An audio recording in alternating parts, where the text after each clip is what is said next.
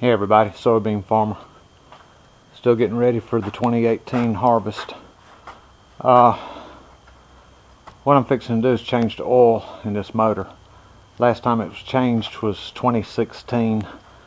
Now everybody knows this is a small farm, about 24 acres of beans. I doubt seriously there's 50 hours on that oil in that crankcase in that diesel. But there's 2 years of that oil sitting in there, 2 winters. So there's condensation that occurs, so there's water, there's moisture in it.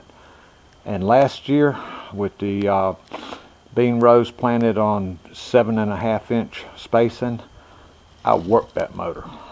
I normally run at 2450 RPM on that motor right up there. Last year I was pushing it on up close to 2500. I mean, that's a 213 head.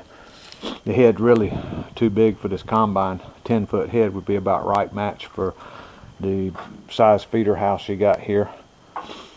But changing the oil. Now it's kind of neat the way they did this. There's a drain pipe right there, and I've got wrenches, and yeah, I already broke it loose. That sucker's tight. That's a pipe thread. Those things seat up, bind up, get good and tight. And my trick is I take this bucket here and this pipe here, and once I get this nut out of here, I get this worked into the pipe, and there is a valve right here that you just turn. And last time I turned it, I remember it was fairly easy to turn. But then you just let it sit here and drain. There's 2 schools of thought on changing oil in a motor. One of them is change it cold. You got all the sediment down in the bottom of the oil pan. And the other one is change it hot so the oil's thin and it runs out good. I'm going with cold because I'll show you in a little bit. The filter is up there on the back side of the motor, and it's mounted upside down. And when you take it off, if there's oil in it, it drains straight down the back side of the motor and comes right straight down through here on these belts. And I have had that happen to me once long years ago. It ain't gonna happen again.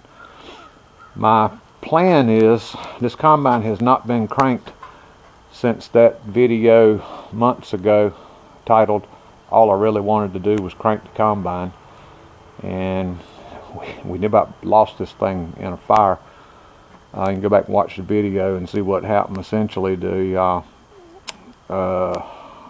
starting relay mounted onto the starter, the positive connector broke, fell off, and the cable direct to the battery fell over on the ground and went to throwing sparks all over the place. And there was some diesel fuel back there and a lot of bean dust back there. It was a freaked out moment. But hey, you see, we still got a combine, so good Lord got us through that. All right, let's get over here and see if I can get this loose. All right. Okay, that's loose now. Now, if the valve is turned right, I'm not going to have this giant mess. I think it's turned right. I hope it's turned right. Please be turned right. And since I'm not getting oil out all over my hand, praise God, it's turned right. No oil came out because the valve ain't open. Alright. Now, trick is here, I want to get that pipe, and it's, let's see, pull that over here so I can get that and this to be friends like that. Alright, that fits that almost perfect. And turn it like that. Should open it, and presto, got oil coming out. So now we'll just let that sit like that, and we're starting to see oil run down in the bucket. And I can let that sit now for, I mean, it's there, it ain't gonna fall. Oil's running out. I do need to crack the valve at the top. Up.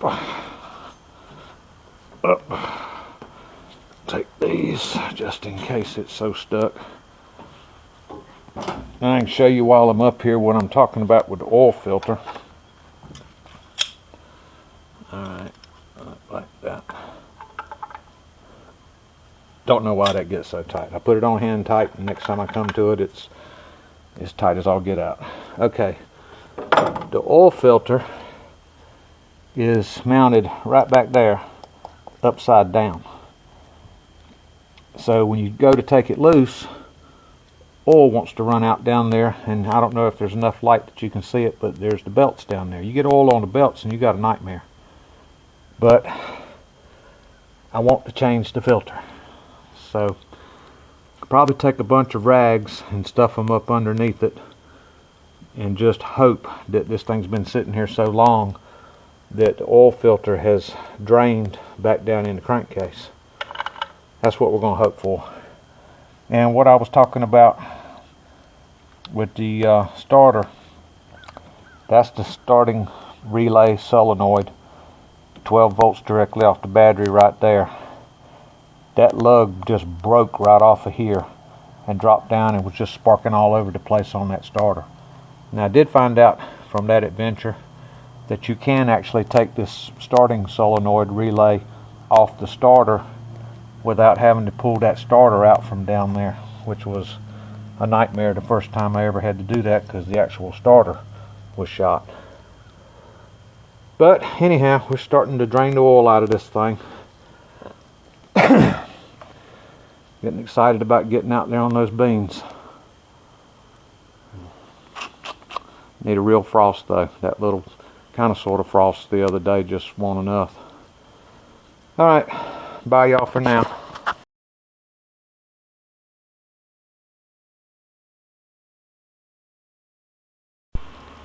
We got oil in the bucket,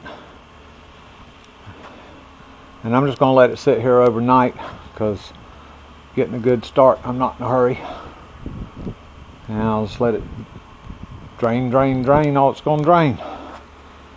I'll leave these tools, put things back. They can live right here in the truck.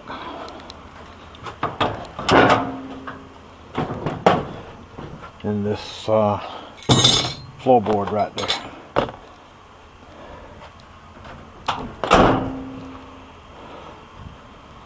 But that works sweet. That pipe bucket sitting up on the antique milk crate